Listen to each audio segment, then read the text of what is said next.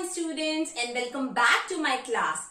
Today we will going to study about the female reproductive system. The female reproductive system includes a pair of ovaries, fallopian tube, uterus, cervix, vagina and external genitalia.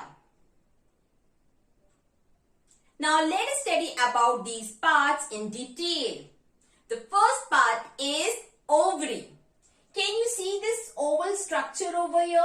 This is known as ovary. A female has a pair of ovary situated in lower abdomen area.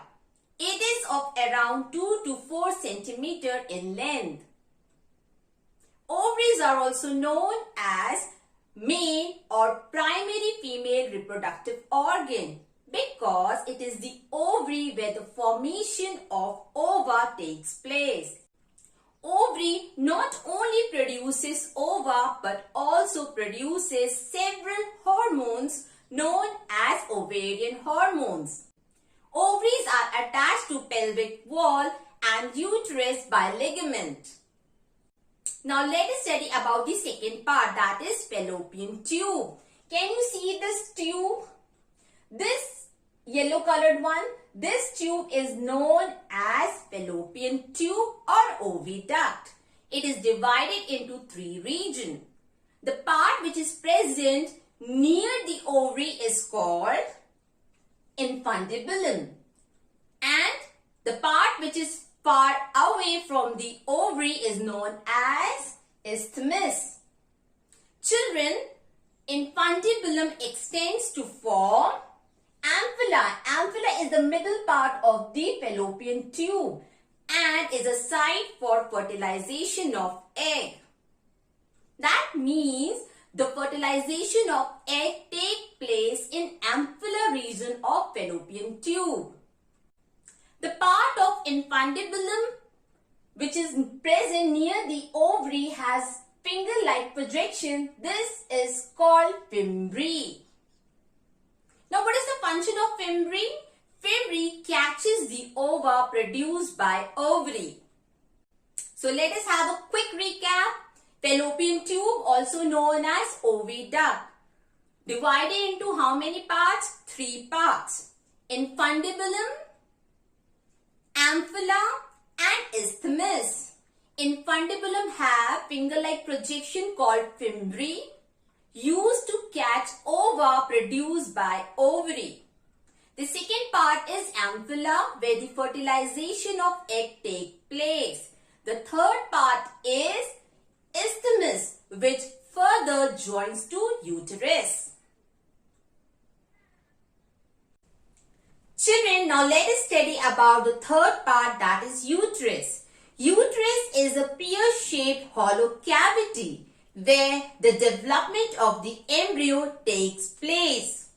The wall of the uterus is made up of 3 different layers of tissues. Uterus is also known as uterine cavity or womb. Now let us see these 3 different layers of tissues in uterus wall. The outer thin membranous wall is known as perimetrium, whereas the middle thick wall made up of smooth muscle is known as myometrium. Children, it is the myometrium who rhythmically contracts during the birth of a child. And the third glandular tissue layer is endometrium. It is the endometrium which sheds during menstruation. Now let us have a quick recap.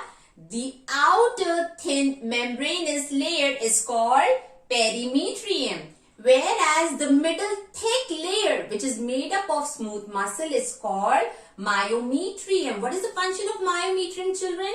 When the birth of the child takes place, it is the myometrium who contracts to push the baby down. whereas the innermost layer or innermost wall of uterus is called endometrium, made up of glandular tissue and is richly supplied with blood vessels. During the menstruation, it is the endometrium wall of the uterus which sheds. The opening of uterus is called cervix, and the passage of cervix, or I should say the hollow cervix passage, is known as cervix canal. Cervix opens into an opening called vagina. Vagina plus cervix together makes birth canal.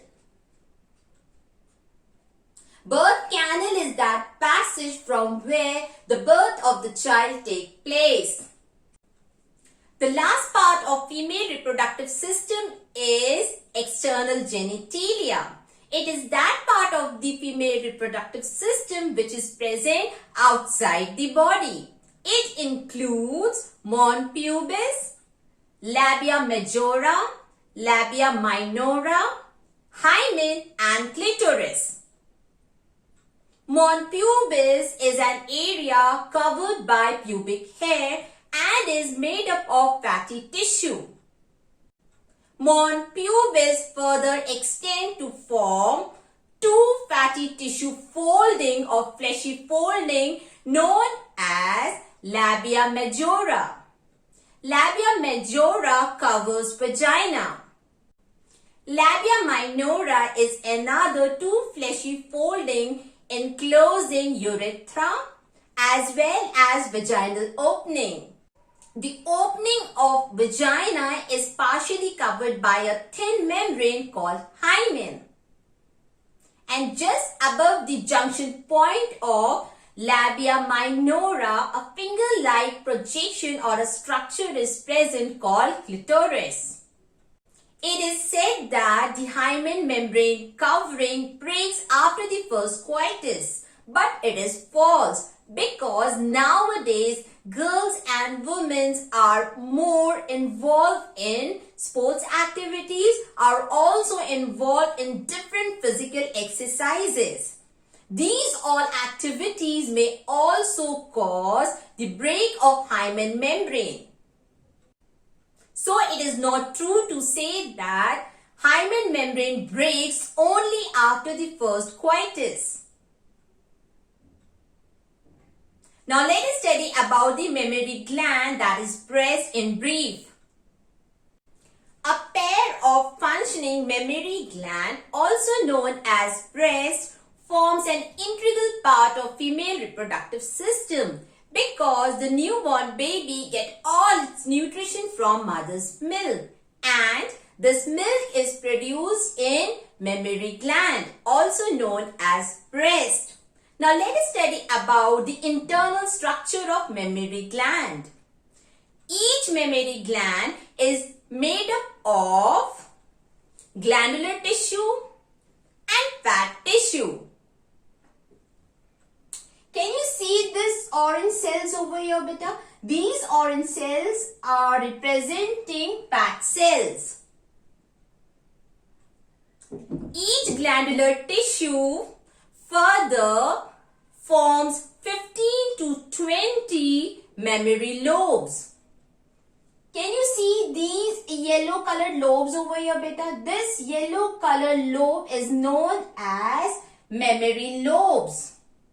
How many mammary lobes are present in mammary gland? In one mammary gland, 15 to 20 mammary lobes. And these mammary lobes are made from glandular tissue. Now what does this mammary lobe contains? Mammary lobe contains a cluster or a group of cells called alveoli. The cells of alveoli secretes milk and it's stored in the hollow cavity of alveoli called lumen. Now the tiny tubes carrying milk from alveoli are known as mammary alveolus. numerous mammary alveolus fuse to form a larger tube called mammary duct. Can you see this purple colored duct? This duct is known as mammary duct. Now, numerous mammary duct, this purple colored duct or tube, fuse to form a larger tube or duct called ampulla. These orange tubes are called ampulla. Okay. Now, ampulla finally fuse to form a larger duct or a tube called lactiferous duct. Lactiferous duct opens into nipple. It is a place from where the milk is sucked. So this was the structure of mammary gland. Children, don't get confused between the duct. Again, I'm doing a small recap for you all. First, can you see these pink colored numerous tubes? These numerous tubes or duct are arising from alveoli and are known as mammary alveolus. जो alveoli से milk carry करते हैं उन ducts को बोला जाता है mammary alveolus. बहुत सारी mammary alveolus fuse होकर बड़ी tube बनाती हैं and that tube is known as mammary duct, the purple one. Again, several mammary duct fuse to form a larger duct called ampulla, the orange one. Again, several ampulla duct fuse to form a larger common duct called lactiferous duct. It opens into nipple from where the milk is sucked. With this, we have completed the topic female reproductive system. In my next video, we will start a new topic. Till then, take care. See you in my next video. Bye-bye.